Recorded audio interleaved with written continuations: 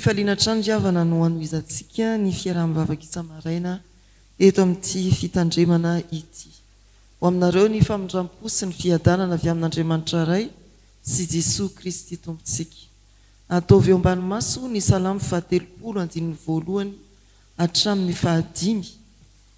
Salamo 7:1 hitsangana hanome voninahitra ny Tompo isika ry havana.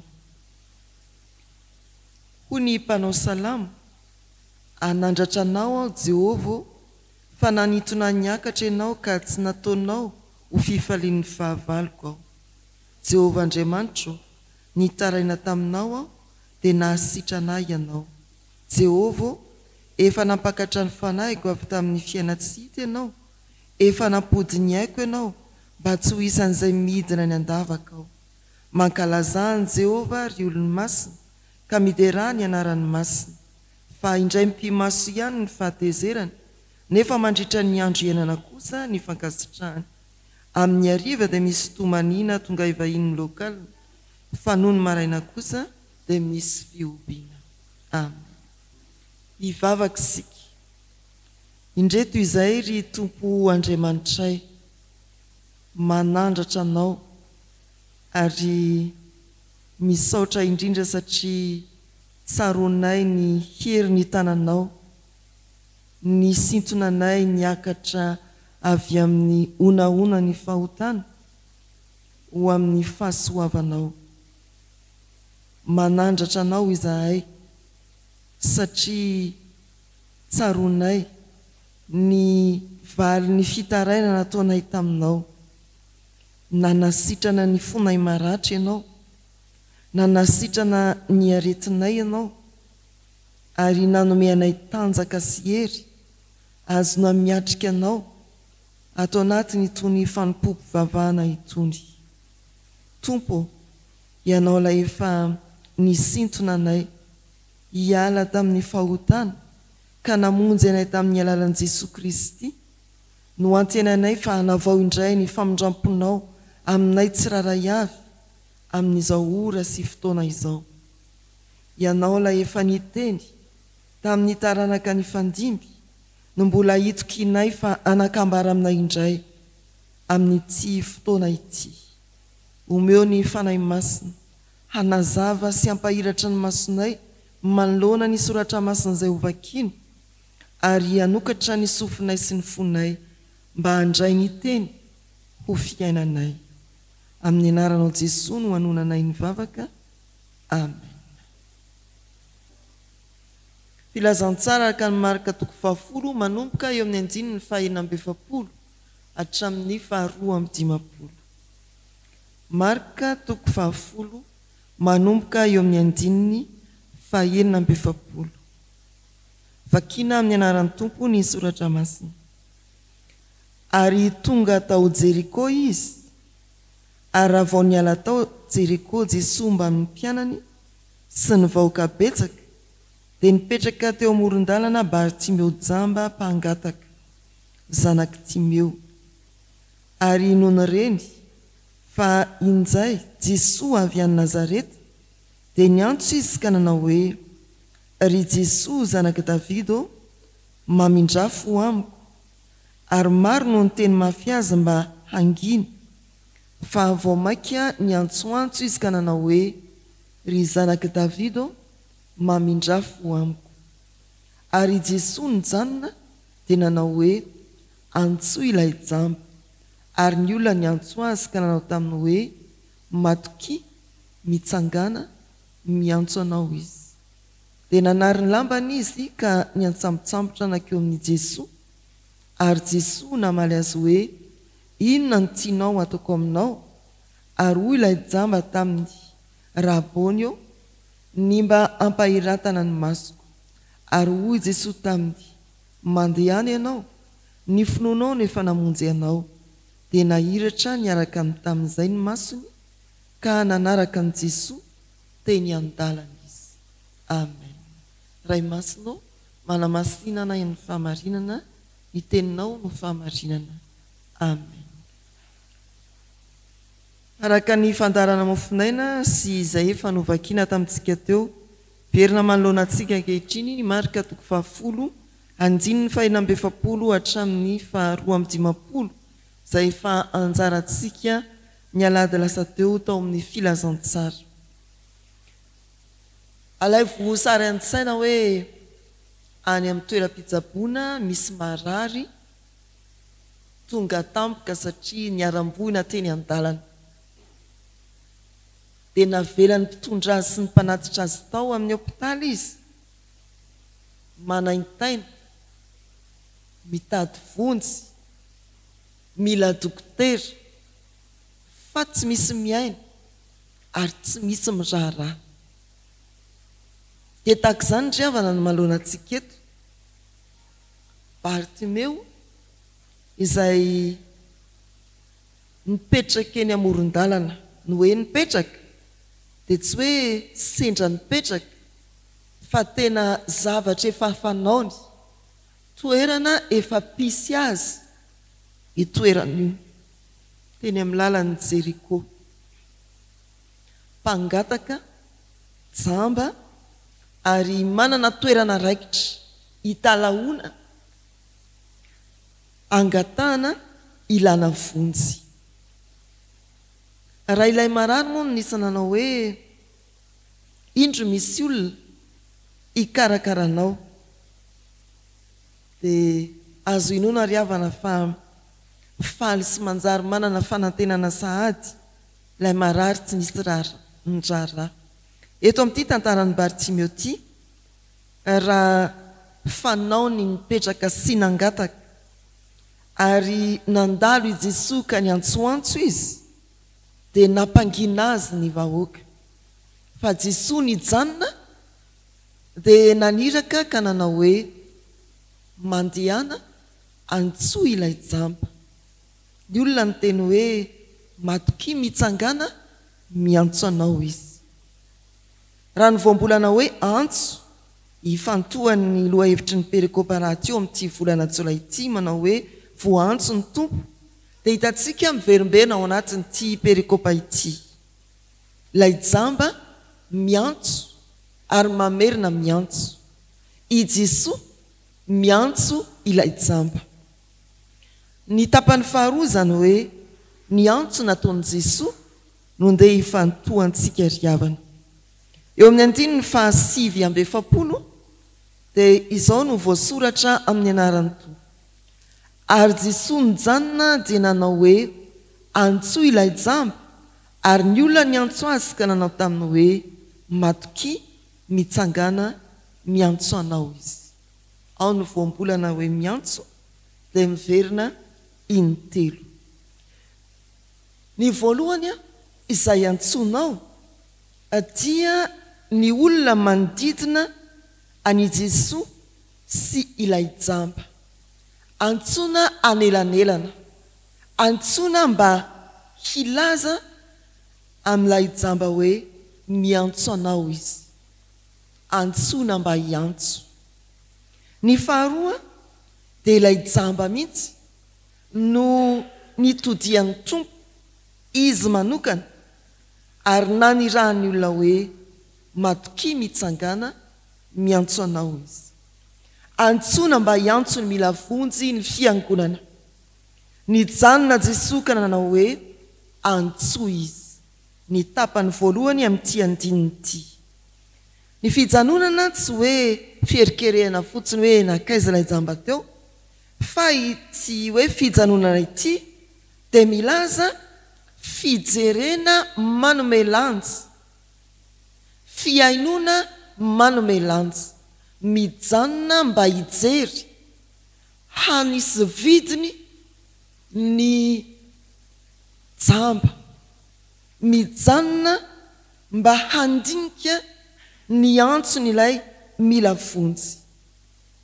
Izay ilay Jesosy nijanona izy, ary ny teniny tsy ny hoe ao ary fa hanasitrana anao fa naniraka izy nanao hoe antsoa izy, antsoa ilay jamba.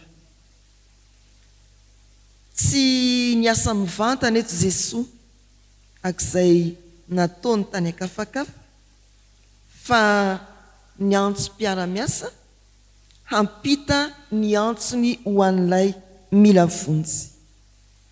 Amin'izao fotoan'izao isika fiangonana no asainy miantso an'ireo mitaraina, ireo mijaly, ireo mety very fanantenana ary betsaka izany amin'ny fiarahamonina misy atsika. Misy Bartimeo endretreny karazany any amin'ny tanàna, any amin'ny sekoly, eny an-kianja, amin'ny fianakaviana. Misy Bartimeo endretreny mila vonjy, miantsoantso, mitady an'i Jesosy. Fa ahoana kosa mangina ny fiangonana. Indraindray dia mikatona ny fiangonana, fa sady tsy mivoaka no tsy mivoa. Tsy mivoaka ny fiangonana ary mihidy ao anatin'ny rindrina efatra, mihiboka ao ny fiangonana. Tsy reny feon'ny fiangonana manoloana ny zava-manavesatra ny fiarahamonina. Tsy eno ny ambaran'ny fiangonana manoloana ny tsirariny ilan'ny fiarahamonina vonjy mona ny fiangonana. Tsy miteny ny fiangonana ary ny tena loza azy dia manome toromarika ny fiangonana hoe mangina aza miteniteny. Tsy fotoana ny filana vonjy amin'ny Jesosy izao. Ry havana malala, ity perikopa ity dia ampieritreritra antsika fiangonana raha milaza ny loha hevitra manao hoe olom-bo antso ny mpino. Olom-bo antso ampita ny antso ny tompo an'ireo mitaraina sy mila vonjy ny fiangonana. Tsy asa ny tandrina rery zany ka hoe ny mpitandrina ijaingijaingy rery mamangy any amin'ny hopitaly. Tsy lasan'ny ireo atao hoe nosorana manokana zany ka ny diakona no anoloana ny manamanjo. Tsia, fa isika rehetra raha mbola antsonako hoe fiangonana no olona irahan'ny tompo. Ny olona ny antso azy ka nanao taminy hoe matoki mitsangana miantso anao.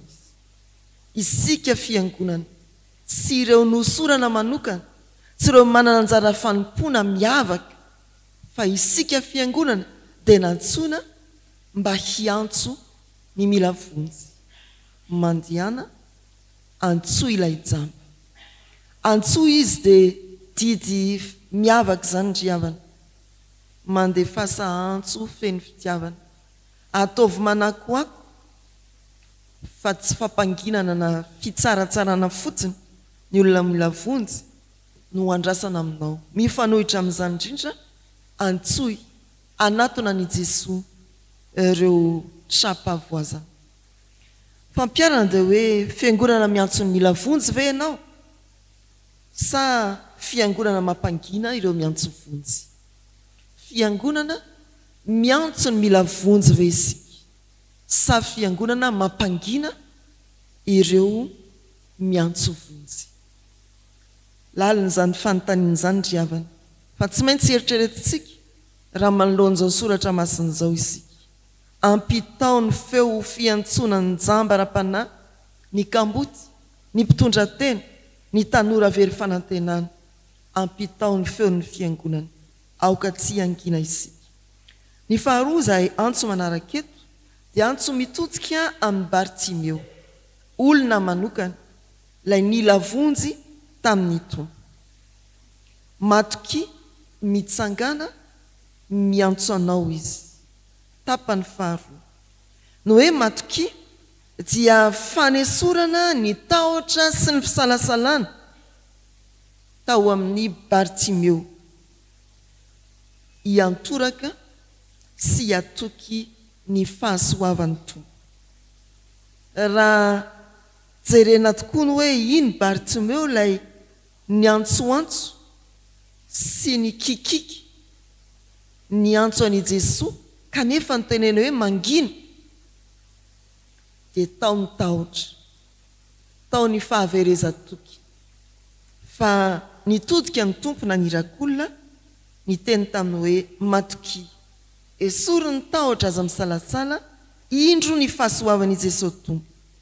Mitsangana dia milaza hoe adonoy ny faharatsiana ny fahajambana ny fahalemena taloha dingana mankany amin'ny fiainana vaovao no irosoana izao mitsangana ajonoy ny fahavoazanao mandroso amin'ny fiainana vaovao ny hoe miantso anao izy dia milaza araka izany fa sy safobe mantsina na ankapobeny ilay fiantsoan'Andriamanitra eto fa fiantsoana mifanandrify amin'ny tsirairay araka ny toe-javatra manjo azy fiantsoana mifanandrify amiko sy ianao araka ny toe-javatra ilanao vonjy amin'ny Jesosy Kristy mety ho antso amin'ny fanekempinoana vaovao ho anao lasa ny fiemorana izany mety ho antso amin'ny fanompona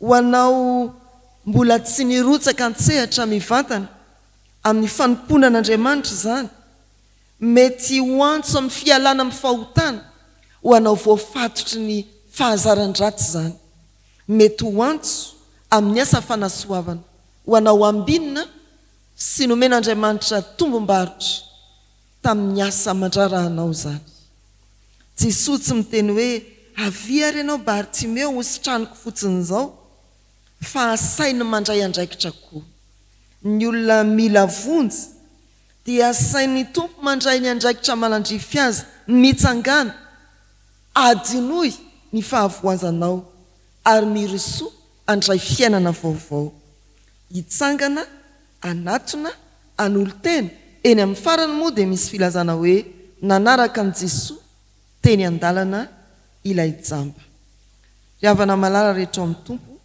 misy antso manokana tsapanao ve ankehitriny raha reo vitsivitsy ny tany saina teo ho amin'ny fanekempinoana vaovao hialanao amin'ny fanompo-tsampy ho amin'ny fanompona hialanao amin'ny fahazarana mipetraka sy mitsangana ao anatin'ny dabilion'ny fiangonana ho amin'ny fialana amin'ny fahazaran-dratsy hialanao amin'ny fahotana mamatotra anao ho amin'ny fanantenana hialanao amin'ny fahakoviana ho amin'ny asa fanasoavana hialanao amin'ny firinam-belona tsy te hahafantatra ny fantrany hafa antsony Jesosy ianao iroso amin'ny finoana raisy ny andraikitra tandrify anao mitsangana ary mitodia amin'ilay izy miantso anao izy de Jesosy raha fitinina ry havana ny teny telo manandanja atao anatin'ny tapany faharoa matoki mitsangana miantso anao izy dia azo lazaina hoe filaharany zotra ny fiovampo ho amin'ny famaliana ny antso amin'ny fanompona miova fo ary mandroso amin'ny fanompona an'Andriamanitra sitrana ilay jamba ary nanaradia any Jesosy izy tsy ho an'ny Bartimeo ihany izany fa ho an'ny fiangonana sy isika tsiraray avokoa ry havana malala ny antso any Bartimeo Jesosy tsy nandalo izy tsy nanao oditsita fa nijanona nanome lanja ny fahavoazan'ny Bartimeo nijanona nanome lanja ny fangatahany Bartimeo naniraka olona izy hiantso any Bartimeo ny fiangonana no irahan'ny tompo ankehitriny hiantso ny mila vonjy rehetra ary ny mila vonjy rehetra zasy anao anatin'izany dia antson'ny tompo mba hisitraka ny famonjena efa vitany raha ianao ny toan'ny Bartimeo jamba ra-panahy kivy na tsy manana fanantenana dia hoy ny fiangonana matoki mitsangana miantso anao izy raha ianao no mahita olona tahaka ny Bartimeo mahita ny fahorian'ny hafa miantso anao ampita ny antso ny Jesosy ilaza ny reny olona mila vonjy reny hoe matoki mitsangana miantso anao izy aoka tsy angina isika fiangonana aoka tsy ampangina ny mila vonjy koa isika fiangonana ary aoka andray ny anjara tandrify atsika isika fiangonana hiara hiasa amin'Andriamanitra amin'ny famonjeny izao tontolo izao ho an'ny tompony voninahitra amen hivavaka isika ry havana ry tompo be fitiavana sy mamindra fo misaotra anao zahay no ny teninao masina ny teny ho fampaherezana anay naneonao ny fitiavanao ary nanazavanao indray ny saina sy ny fonay mety maizina satria betsaka ny zavatra nahajambanay. Ny antso ianao tsy nandalo fotsiny fa nijery anay, tsy navelanao tao amin'ny aiziny fahajambana samihafa izahay fa notonononao taminay tsirairay avy ilay teny hoe matokia mitsangana fa miantso anao izy.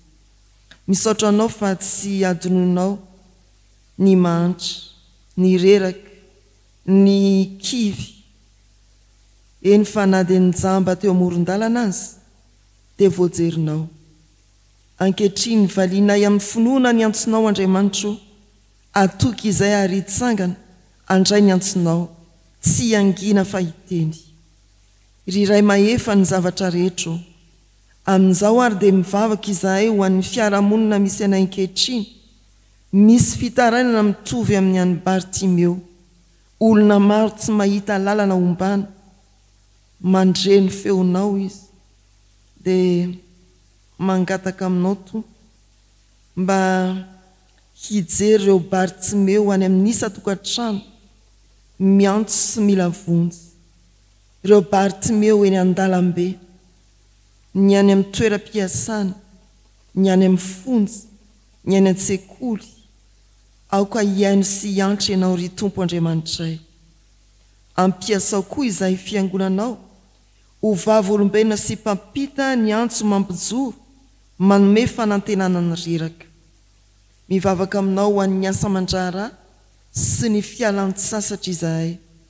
Misaotra anao fa manome fotoana ialana sasatra ianao ho an'ireo zandrinao ry Jesosy Kristy, ho an'ireo mpiasa mety efa misitraka an'izany koa amin'izao manodidina ny Jolay sy ny Aogositra izao.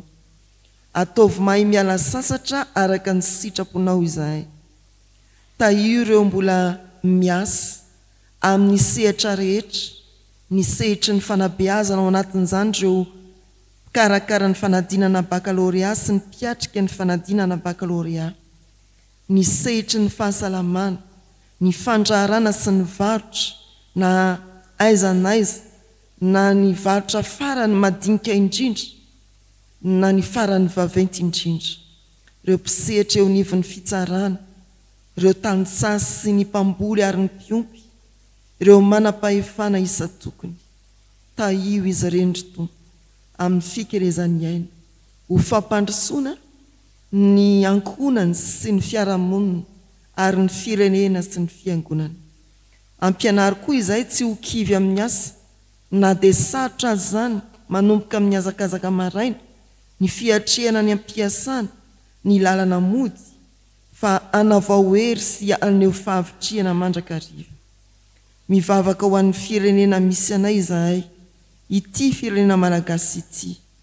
Misy fahavoazana mavesatra miseho, ny fahafatesana tsy ampozana sady mikararana, ny fahamaizan'ny tsena sy ny entana, ny fahalevona ny masokarena ny mpivarotra, ny fanjavona ny tahiry, ny loza-pifamovozana, ny aretina tsy ahita-panafana, ny fahavelezana asa, ny tsy fandriam-pahalemana.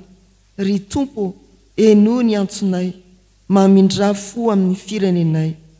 Aseho fa ianao no Jesosy miaino sy mijanona, manome lanja ny mitaraina ary manangana sy miantso mba hatoky tsy hitsahatra anantena ao anatin'izao fotoana tena mampalahelo sy manahirana izao.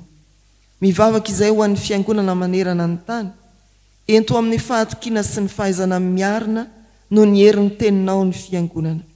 Arovy amin'ny fanenjena sy ny fampanginana, ataovy mitondra antso ho an'ny Bartimeo maneran-tany ny fiangonana, tsy ho mona, tsy ho kivy, fa hiasa ampitiavana sy amin'ny finoana.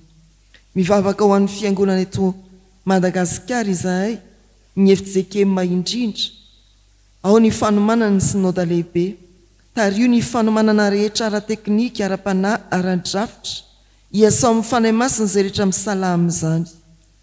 Aoka izany fivoriana faratampony ara-drafitra izany mba ho fanavaozana antso sy hanamafisana ny fijoroan'ny fiangonana ho vavolombelonao.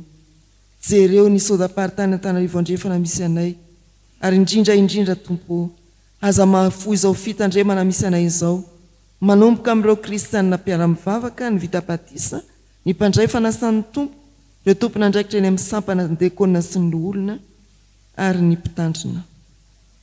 Ianao ny antso anay, azavela anginy izay azavela itoetra eo an-dalana tahaka ny Bartimeo, aoka hitranga aminay sy amin'ny firenenay ny fahagagana izay efa nataonao teo amin'ny tantara mpamonjena. Dia ino sy anaraka anao izay. Amin'ny anaran'i Jesosy Kristy Tomponay no angatahnay izany nivavaka izany. Dia izy nampianatra anay nivavaka ny zanak'Andriamanitra manao hoe Rainay izay ny an-danitra. Ho amasinina ane ny anaranao, ho tonga ane ny fanjakanao, atao ane ny sitraponao, ety an-tany ho tahaka ny an-danitra. Meo anay an'io ny anana sahaza ao anay, ary mamela ny helokay tahaka ny namelanay izay meloka taminay. Aza mitondra anay mifakapanahy, manafahanay miratsy, anao ny fanjakana sy ny hery, ary ny voninahitra mandrakizay. Amen. Raisoa amin'ny finoana ho tanteraka aminareo ny tsodrano tononona amin'ny anaran'ny Tompo. Aza matahotra anao fa momba anao aho, ary aza merikerika foana fa izao no Andriamanitra ao. Mampahery anao sady mamonjy anao, eny mitantana anao, amin'ny tanana kavana ny fahamarinako ao. Amen.